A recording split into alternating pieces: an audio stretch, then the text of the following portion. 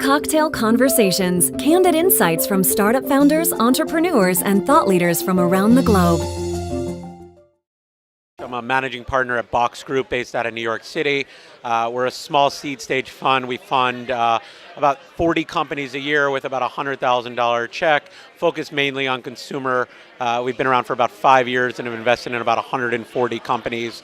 I previously was a co-founder of TechStars New York City, where I ran the program for about 2 years. When I was at TechStars, what we were looking for was incredible teams working on interesting markets with a thesis around an idea in that market that team was best enabled to attack. And it was really the team first, market second, product and idea third that we were looking for. I think VC funding in general is for a limited set of companies. It's for companies that have an aspiration to build huge businesses. A VC model needs to return a big X, right? And whether it's a 100X or a 50X or a 30X, you need to be, as an entrepreneur, focused on building a huge company with a big vision. If you're not focused on that, VC funding is the worst thing you can do because it puts you on a trajectory for a different type of business than you actually set out to try to build. And so I think it's important for a founder to understand what size opportunity they're actually in it for before they think about funding.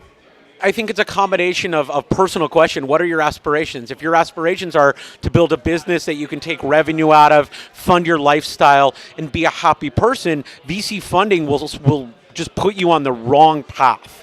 And I think if your aspirations are to build $1 billion company or more, VC funding can enable you to go quicker and do it sort of more aggressively. And I think that to me is the reason you take VC funding, is if you want to scale what you're doing at a lot quicker pace than by funding it with revenue. I recently joined, or about a year ago, my brother and I and a guy named Vivi are co-founders of a company called JelloLabs. We're building a new experience in mobile commerce. We'll go live a little bit later this year. Not really talking about much more than that, but we think that consumers are not enabled to shop on their phones in a way that is probably, great right now. And ideally, we're going to create an experience that lets consumers connect with the brands that they're most passionate about and buy products from them.